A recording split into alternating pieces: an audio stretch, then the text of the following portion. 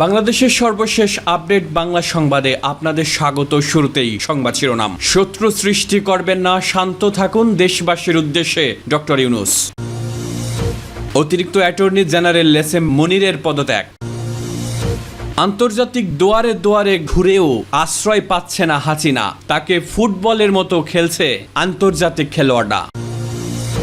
এবারে হাসিনার আমলে কোনো দুর্নীতিবাজ এমপি মন্ত্রী যেন ভারতে পালাতে না পারে এবং ভারতের হানা থেকে বাংলাদেশকে রক্ষা করতে সীমান্তে রেড অ্যালার্ট জারি। বাংলাদেশ পরিস্থিতি সতর্কতার সঙ্গে মনিটরিং করছে যুক্তরাষ্ট্র। জানাবো, আমার চোখের পানি সঞ্চয় করলে পুকুর বানানো যেত, ব্রিগেডিয়ার আজমি। থানায় ফিরছে পুলিশ, পাশে থাকার অঙ্গীকার আইজিপির। সবশেষে শেখ হাসিনার পদত্যাগের পর অস্তিত্বহীন আওয়ামী লীগ। শিরোনাম শুনছিলেন, এবারে বিস্তারিত। শত্রু সৃষ্টি করবেন না, শান্ত থাকুন, দেশবাসীর উদ্দেশ্যে ডক্টর ইউনূস। অন্তর্বর্তীকালীন সরকারের প্রধান উপদেষ্টার জন্য মনোনীত ডক্টর ইউনূস দেশবাসীর উদ্দেশ্যে একটি বার্তা দিয়েছেন। চিকিৎসার জন্য বর্তমানে ফ্রান্সের রাজধানী প্যারিসে অবস্থানরত ডক্টর ইউনূস বৃহস্পতিবার দুপুরে দেশে ফিরবেন বলে জানা গেছে। তিনি আসার পর অন্তর্বর্তীকালীন সরকার গঠন করা হবে। এ পরিস্থিতিতে বুধবার দুপুরে ইউনূস সেন্টারের পক্ষ থেকে মোহাম্মদ ইউনূসের একটি বক্তব্য গণমাধ্যমে পাঠানো হয়েছে। তাতে সরকার পতনের আন্দোলনে নেতৃত্ব দেওয়া ছাত্র নেতাদের পাশাপাশি দেশের আপামর জনসাধারণকে অভিনন্দন জানিয়েছেন তিনি। সব ধরনের সহিংসতা থেকে বিরত থাকার আহ্বান জানিয়ে ইউনূস বলেন, সহিংসতা আমাদের সবারই শত্রু, অনুগ্রহ করে শত্রু সৃষ্টি করবেন না, সবাই শান্ত থাকুন এবং দেশ পুনর্গঠনে এগিয়ে আসুন। অতিরিক্ত অ্যাটর্নি জেনারেল এস.এম. মনিরের পদত্যাগ। অতিরিক্ত অ্যাটর্নি জেনারেল এস.এম. মনির পদত্যাগ করেছেন। বৃহস্পতিবার অ্যাটর্নি জেনারেল অফিসে তিনি পদত্যাগপত্র জমা দেন। বৃহস্পতিবার পদত্যাগ করার বিষয়টি তিনি নিশ্চিত করেছেন। এর আগে অ্যাটর্নি জেনারেল এ.এম. আমিনুদ্দিন ও আরেক অতিরিক্ত অ্যাটর্নি জেনারেল শেখ মোহাম্মদ মোরশেদ পদত্যাগ করেন। 2020 সালের 1 সেপ্টেম্বর সুপ্রিম কোর্ট আইনজীবী সমিতির সাবেক সম্পাদক ও জ্যেষ্ঠ আইনজীবী এস.এম. মনিরকে অতিরিক্ত অ্যাটর্নি জেনারেল হিসেবে নিয়োগ দেয় সরকার। গত 5 আগস্ট হাসিনা সরকারের পতন হয়। পতনের পর থেকে তার সরকারের আমলে বড় বড় পদে নিয়োগ পাওয়া কর্মকর্তাদের দায়িত্ব থেকে সরিয়ে দেওয়া হচ্ছে, আবার অনেকেই স্বেচ্ছায় পদত্যাগ করছেন। শেখ হাসিনা কি পশ্চিমা দেশে রাজনৈতিক আশ্রয় পাবেন? ক্ষমতা ছেড়ে বাংলাদেশ থেকে পালিয়ে যাওয়ার পর শেখ হাসিনার চূড়ান্ত গন্তব্য কোথায় হবে সেটি এখনো পরিষ্কার নয়। ভারতের পররাষ্ট্রমন্ত্রী এস জয়শঙ্কর পরিষ্কারভাবেই জানিয়েছেন যে শেখ হাসিনার জন্য ভারত শেষ গন্তব্য নয়। তিনি জানান, খুব কম সময়েই নোটিশে শেখ হাসিনা সাময়িকভাবে ভারতে আসার অনুমতি চান। শেখ হাসিনার ছেলে সজীব ওয়াজেদ জয় জানান, তার মা কোথাও রাজনৈতিক আশ্রয় চাননি। তাহলে শেখ হাসিনার গন্তব্য কোথায় হবে? ব্রিটেন, আমেরিকা কিংবা অন্য কোনো পশ্চিমা দেশ কি তাকে রাজনৈতিক আশ্রয় দেবে? পর্যবেক্ষকরা বলছেন, এসব কিছুই নির্ভর করছে সংশ্লিষ্ট দেশগুলো বিষয়টিকে কিভাবে দেখছে তার উপর। ইন্টারন্যাশনাল ক্রাইসিস গ্রুপ এর গবেষক টম কিন বিবিসি বাংলাকে বলেন, পশ্চিমা দেশগুলোতে রাজনৈতিক আশ্রয় পাওয়া শেখ হাসিনার জন্য খুব কঠিন হবে, এমনকি সম্ভব নাও হতে পারে। গত কয়েকদিনে খবরাখবর বের হয়েছে যে শেখ হাসিনা শেষ মুহূর্তেও পুলিশ এবং সেনাবাহিনীকে আরও বেশি বল প্রয়োগ করতে বলেছিলেন, কিন্তু সেটা সম্ভব হয়নি। ওয়াশিংটন ভিত্তিক গবেষণা সংস্থা উইলসন সেন্টারের সাউথ এশিয়া ইনস্টিটিউটের পরিচালক মাইকেল কুগেলম্যান মনে করেন, পশ্চিমা কোনো দেশে রাজনৈতিক আশ্রয় পাওয়া শেখ হাসিনার জন্য খুব কঠিন হবে। শেখ হাসিনার মানবাধিকার লঙ্ঘন নিয়ে যেসব দেশ মাথা ঘামায় না, তারা হয়তো তাকে আশ্রয় দিতে পারে। সে চেয়েছিল ক্ষমতায় টিকে থাকার জন্য আরও বেশি মানুষ হত্যা করতে, তাই আন্তর্জাতিক দুয়ারে দুয়ারে ঘুরতে হতে পারে তাকে। পঞ্চগড় সীমান্তে রেড অ্যালার্ট। পঞ্চগড়ে ভারতীয় সীমান্ত জুড়ে রেড অ্যালার্ট জারি করেছে বর্ডার গার্ড বাংলাদেশ।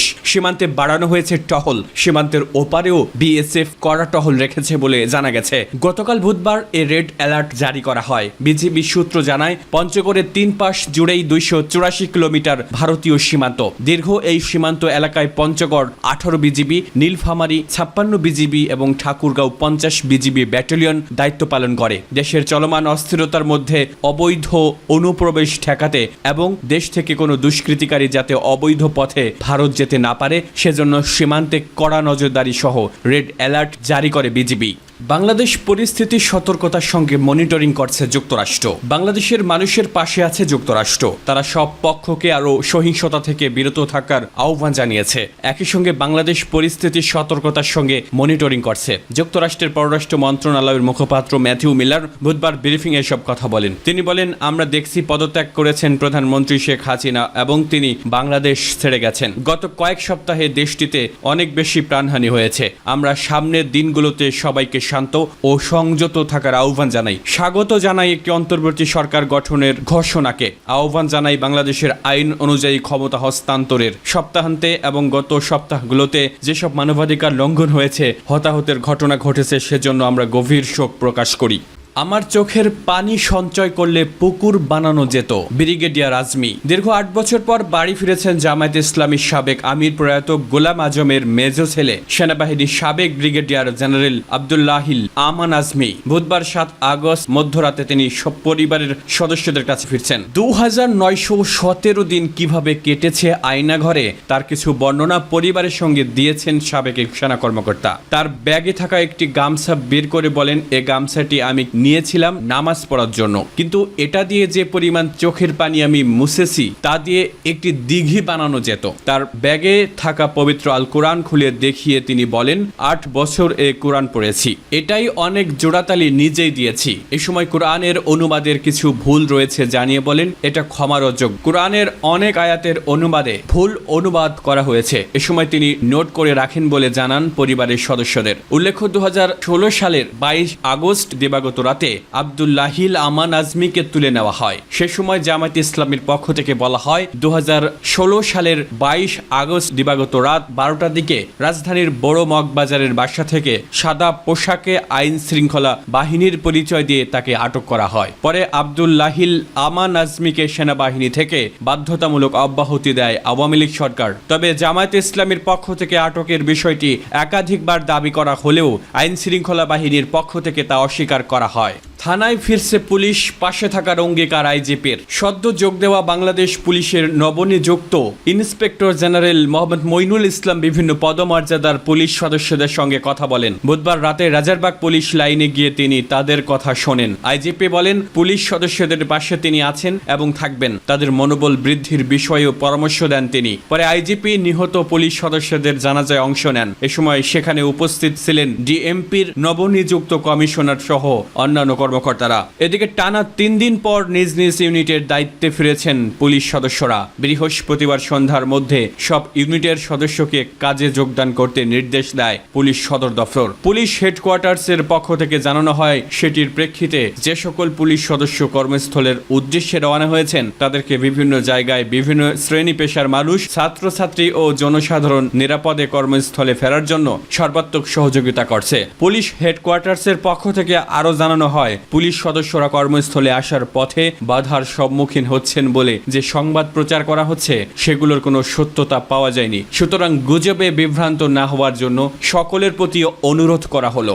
শেখ হাসিনার পদত্যাগের পর অস্তিত্বহীন আওয়ামী লীগ। প্রধানমন্ত্রীর পদ থেকে শেখ হাসিনার পদত্যাগ এবং দেশ ছেড়ে চলে যাওয়ার পর আওয়ামী লীগ অস্তিত্বহীন হয়ে পড়েছে। উপর থেকে নিচ পর্যন্ত সর্বস্তরের নেতাকর্মী চলে গেছে আত্মগোপনে। আওয়ামী লীগের নেতা এমপি সদ্য পদত্যাগে সরকারের মন্ত্রী যারা ছিলেন তাদের কে কোথায় কিভাবে আছে তা দলের কেউই জানে না। কারো সঙ্গে কারো কোনো যোগাযোগ নেই, একজনের খবর আরেকজন জানেন না। কারো সঙ্গে কারো যোগাযোগ হলেও তৃতীয় কেউ জানে না। যে যার মতো করে আত্মগোপনে রয়েছেন। প্রায় সবার মোবাইল ফোনও বন্ধ।